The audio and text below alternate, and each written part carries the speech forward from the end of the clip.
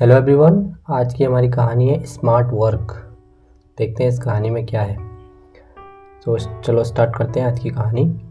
इस कहानी में भी आपको बहुत अच्छे अच्छे वर्ड मिलेंगे, बहुत अच्छे सेंटेंस मिलेंगे। आपको सीखने में आसानी होगी, इंग्लिश कैसे अच्छे से बोल पाओगे आप, उसमें आपको मदद मिलेगी इस कहानी से। तो चलिए देखते हैं। A boat owner asked a painter to paint the boat. एक नाव के मालिक ने एक पेंटर को नाव को पेंट करने के लिए कहा। अब बोट ओनर नाव का मालिक, आस्क मतलब कहना, यहाँ ईडी लगा है पास के लिए, आस्क्ड यानी कि कहा। अब पेंटर एक पेंटर को, टू पेंट पेंट करने के लिए, टू द बोट बोट को। सेंस ऐसे बना, एक नाव के मालिक ने एक पेंटर को, जो पेंटर होता है ना चित्रकार, उसको नाव को पेंट करने के लिए कहा। The painter came and started painting to the boat. The painter came and started painting the boat. The painter came यानी कि पेंटर आया और नाव को पेंट करना शुरू कर दिया। And started painting the boat कह रहा ना, तो उसने नाव आया, पेंटर आया, चित्रकार आया और उसने बोट को पेंट करना शुरू कर दिया। While painting the boat, while होता है किसी चीज़ के दौरान हम वाइल को यूज करते हैं। जैसे यहाँ पर कहा है वाइल पेंटिंग, यानी कि पेंटिंग करने के दौरान या पेंटिंग करते समय। He notice a small hole and repair it quickly. He noticed उसने देखा या उसने महसूस किया, उसने होल को जैसे देखा, होल है ना, he noted a small hole, hole मतलब छेद, एक छोटा छेद उसने महसूस किया या देखा वहाँ पे। And repaired it quickly, repaired मतलब उसको, इसकी मरम्मत करना होता है। रिपेयर मरम्मत होता है, रिपेयर्ड ईडी लगा है तो मरम्मत की उसने। क्विकली मतलब जल्दी से, उसने एक छोटा छेद देखा और उसे जल्दी से मरम्मत की। After the completion of boat painting the painter took his money and left. After the completion of boat painting, completion मतलब पूरा होने के बाद, बोट पेंटिंग, आफ्टर मतलब बाद में, आफ्टर द कंप्लीशन पूरा होने के बाद painting, the painter took his money and left. The painter मतलब जो पेंटर था उसने, टुक मतलब ली, टेक का पास्ट है टुक, टेक मतलब लेना होता है, टुक मतलब लिया, उसने क्या लिया, हिज मनी अपना पैसे, जो उसके पेंटिंग के पैसे बनते होंगे वो उसने पैसे लिए। Took the money and left मतलब वहाँ से चला गया। तो इसका प्रॉपर सेंटेंस ऐसे बनेगा, नाउ पेंटिंग के पूरा होने के बाद, after completion the boat painting, painting के पूरा होने के बाद चित्रकार ने अपना पैसा लिया और चला गया। The next day the owner of the boat approach the painter. Approach मतलब होता है संपर्क करना, किसी से उसने अप्रोच्ड है ना, ये अप्रोच का पास्ट है, अप्रोच्ड ईडी लगा है, यानी कि उसने संपर्क किया। अप्रोच होता है संपर्क, अप्रोच्ड होता है संपर्क किया। द नेक्स्ट डे यानी कि अगले दिन, the owner of the boat, जो बोट का मालिक था, उसने संपर्क किया किसको, द पेंटर। अगले दिन नाव के मालिक ने चित्रकार से संपर्क किया। And gave him a cheque of a large amount. Give का पास्ट है गेव, ये मतलब दिया, गिव मतलब देना, गिव मतलब दिया। क्या दिया, हिम उसे दिया, क्या दिया, अ चेक, जो चेक होता है ना, कैश जिससे कराते हैं बैंक में चेक, वो चेक उसने दिया। ऑफ लार्ज अमाउंट यानी कि बहुत एक बड़ी राशि का, लार्ज अमाउंट का चेक उसे दिया, और उसे एक बड़ी राशि का चेक दिया। The painter said with surprise. The painter said with surprise, painter ने विथ सरप्राइज यानी कि विथ मतलब साथ में, सरप्राइज मतलब आश्चर्यता से नहीं होता है, तो उसने द पेंटर ने सेड मतलब कहा आश्चर्यता से, sir you have already paid me for my work. You have already paid me यानी कि आप मुझे पहले से ही मेरे काम के पैसे दे चुके हैं, भुगतान कर चुके हैं। पेड मतलब पैसे देना होता है या भुगतान करना होता है। यू हैव ऑलरेडी पेड मतलब आप पहले से ही मुझे मेरा काम का पैसा दे चुके हैं। Then why are you giving me this, then मतलब फिर वाई क्यों आर यू गिविंग, आप क्यों दे रहे हैं मुझे, आप क्यों दे रहे हैं ये कह रहा है। चित्रकार ने आश्चर्यता के साथ कहा, सर आप पहले से ही मेरे काम के लिए भुगतान कर चुके हैं, तो आप मुझे ये क्यों दे रहे हैं। द बोर्ड ओनर रिप्लाइड, जो बोर्ड का मालिक था उसने रिप्लाई किया, रिप्लाई मतलब उत्तर दिया, this is not for painting the board, ये this is not for painting, जो उसने पेंटिंग की थी वो कह रहा है कि दिस ये आपकी पेंटिंग के लिए नहीं है।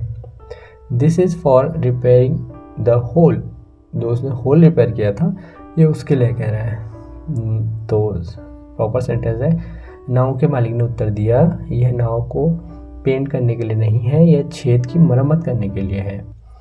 द पेंटर सेड, पेंटर ने कहा, चित्रकार ने कहा, sir this was a small job, this was यानी कि ये था, क्या था, अ स्मॉल एक छोटा, जॉब मतलब यहाँ पर वो काम है, जॉब मतलब वैसे नौकरी होता है लेकिन यहाँ पर वो काम से है सेंस, तो this was a small job, एक छोटा सा काम था। There is no need to pay, need मतलब होता है ज़रूरत, नो नीड मतलब ज़रूरत नहीं, वो कह रहा है कि देयर इज़ नो नीड, ज़रूरत नहीं है, टू पे यानी कि इसका पैसा देने की ज़रूरत नहीं है, such a large amount of it, इसकी इतना ज़्यादा पैसा देने की ज़रूरत नहीं कह रहा है।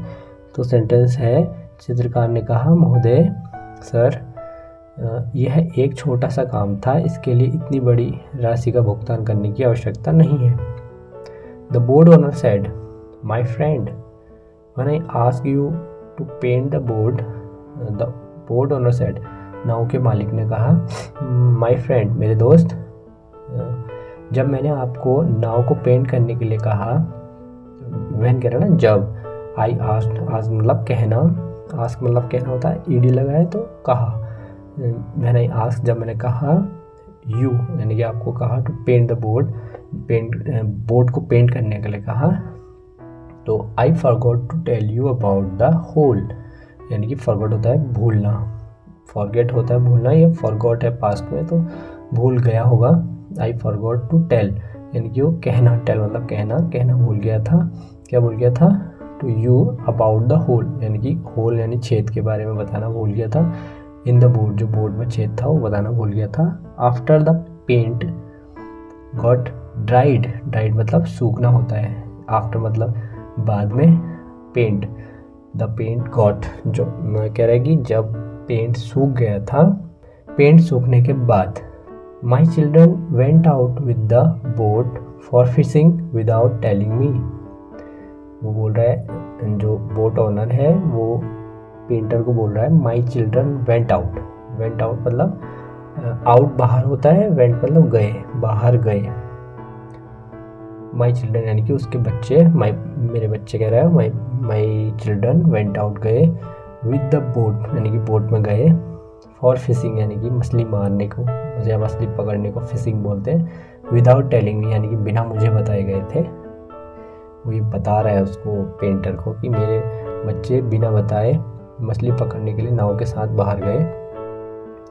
And I was not there, I was not there होता है, आई मतलब मैं, वाज था, नॉट देयर वहाँ नहीं था, दैट टाइम उस टाइम मैं वहाँ नहीं था, दे डिड नॉट नो यानी कि नो मतलब पता, डिड नॉट नहीं पता नहीं था, दैट मतलब कि, देयर वॉज अ होल उसमें एक छेद है, and they could drone, drone होता है डूबना, कुड मतलब सकता, या पास्ट में है तो सकते, कुड, तो वो कह रहा है कि I was not there that time, मैं उस टाइम वहाँ नहीं था, they did not know that, उनको ये पता नहीं था कि देयर वॉज अ होल उसमें एक छेद है, और दे कुड ड्रोन वो डूब सकते थे। When I came to know about this, I got worried. जब मैं इसके बारे में जाना या जब मैं इसके बारे में जानता था तो मैं चिंतित हो गया। वो कह रहा है कि जब मैं इसके बारे में जानता था, यानी कि उसको पता था कि नाव में छेद है, वो उसके बारे में जानता था तो वो चिंतित हो गया। वरी होता है चिंता, वरीड होता है चिंतित हो गया। आई गॉट वरीड कह रहे हैं ना, आई गॉट वरीड मैं चिंतित हो गया। बट व्हेन दे रिटर्न, जब वो वापस आए, व्हेन जब, दे मतलब वे लोग रिटर्न मतलब वापस आए, रिटर्न वापस होता है, रिटर्न ईडी लगा है, रिटर्न वापस आए। Inspected the boat and found that, inspection होता है ना, इंस्पेक्शन किसी चीज़ का निरीक्षण करने को इंस्पेक्शन बोलता है, लेकिन यहाँ पर इंस्पेक्टेड है, पास्ट के लिए है, तो इंस्पेक्टेड यानी कि निरीक्षण किया उसने द बोट का, एंड फाउंड दैट, और उसने पाया कि, लेकिन जब वे लौट आए नाव का निरीक्षण किया और पाया कि the hole had been repaired by you without telling me, वो कह रहा है कि द होल जो छेद था हैड बीन रिपेयर्ड, यानी कि जो छेद थी उसकी मरम्मत की गई थी। कैसे की गई थी? बाय यू, यानी कि आपके द्वारा की गई थी, विदाउट टेलिंग मी, बिना मुझे बताए की गई थी। यानी कि इसका हिंदी से ऐसे बन रहा है कि बिना मुझे बताए आपने इसकी मरम्मत कर दी थी। आई फेल्ट वेरी हैप्पी, मैं बहुत खुश हुआ, एंड थैंकफुल टू यू, और आपका आभारी हूँ। वो उससे कह रहा है बोट ऑनर पेंटर से, आई फेल्ट, फील का पास्ट है ये, felt, I feel very happy होता तो उसका मतलब होता मैं बहुत खुश हूँ, आई फील मैं बहुत अच्छा महसूस कर रहा हूँ ये होता, लेकिन यहाँ पर है आई फेल्ट, यानी कि मुझे बहुत खुशी हुई, पास्ट में बताना है, तो लगा है felt, I felt very happy, मुझे बहुत खुशी हुई और मैं आपका आभारी हूँ, and I thankful to you, whatever you have done save my children's life, whatever जो कुछ भी यू हैव डन, जो कुछ भी आपने किया, सेव्ड माई चिल्ड्रन, यानी कि जो उसके बच्चे हैं उसके बच्चे की लाइफ, सेव मतलब बचाना होता है, लाइफ ज़िंदगी जो बच्चों की बची है, this amount is nothing in front of that, ये जो अमाउंट वो दे रहा था वो अमाउंट जो है कुछ भी नहीं है, कह रहा है उसके सामने। तो प्रॉपर सेंटेंस है, आपने जो कुछ भी किया है उससे मेरे बच्चों की जान बच गई है, ये राशि उसके सामने कुछ भी नहीं है। हेयरिंग दैट, हेयरिंग मतलब सुनना होता है ना, हेयर मतलब सुनना होता है, तो ये सुनकर, हेयरिंग दैट ये सुनकर, tears came into the eyes of painter, tears आंसू, के मतलब कम का पास्ट है, केम आए, आंसू आए, इनटू द आईज आंखों में, ऑफ पेंटर पेंटर की आंखों में आंसू आए, ये सुनकर चित्रकार या पेंटर की आंखों में आंसू आ गए। तो ये पूरी कहानी थी जो भी हमने अब तक देखी, एक पेंटर कैसे अपना काम, स्मार्ट वर्क, इसलिए इस कहानी का नाम स्मार्ट वर्क है। उसको सिर्फ पेंट का काम मिला था, लेकिन उसने जब उसमें होल देखा तो उस होल को भी रिपेयर कर दिया, जिससे उसके बच्चों की जान बच गई। तो ये होता है स्मार्ट वर्क। तो स्मार्ट वर्क की कहानी हमने देखी, अब देखते हैं इसका मॉरल क्या है पूरी कहानी का। If you get to know about the lack, lack मतलब होता है कमी। If you get to know मतलब होता है पता चलना, यानी कि गेट टू नो, नो मतलब पता, गेट टू नो मतलब पता चलना, अबाउट द लैक यानी कमी के बारे में पता चलना। When try to work on it, यानी कि ट्राई टू वर्क यानी काम करो, करने की कोशिश करो या काम करो, ऑन इट मतलब उस पर, instead of ignoring it, instead होता है बजाय, किस चीज़ के बजाय बोलते हैं ना, इंस्टीड ऑफ, तो किस चीज़ के बजाय, यानी कि इग्नोरिंग के बजाय बोल रहा है, इग्नोरिंग इट, इग्नोर मतलब नज़रअंदाज करना। तो प्रॉपर हिंदी सेंटेंस ऐसे बनेगा, यदि आपको किसी कमी के बारे में पता चले तो उसे नज़रअंदाज करने के बजाय उस पर काम करने का प्रयास करें। यह इसका पूरा मॉरल, यानी कि किसी की कमी अगर आपको पता चलती है तो उसको नज़रअंदाज ना करें, उसको प्रॉपर ठीक कर दें, यानी कि उस पर काम करें। उससे क्या होता है कि क्या पता किसी की जान भी बच सकती है और ओवरऑल आपको फ़ायदा ही होता है, नुकसान तो है नहीं किसी चीज़ कमी को पूरा करना या सही करना। तो ये इसका मॉरल है। इस कहानी में आपको अच्छे सेंटेंस भी मिले हैं, अच्छे वर्ड भी मिले हैं, नई वोकैबुलरी मिली है, तो उनको एक बार दोबारा से रिवाइज करें और उसको अपने तरीके से बोलने की कोशिश करें, क्योंकि हर किसी का बोलने का तरीका अलग होता है। तो एक बार बोलें, उसको अपने आप मुंह से बोलेंगे और अपने कानों से सुनेंगे तो आपको ज़्यादा कॉन्फिडेंस आएगा बोलने में। तो ये थी आज की कहानी, मिलते हैं अगली कहानी में। Bye bye for now.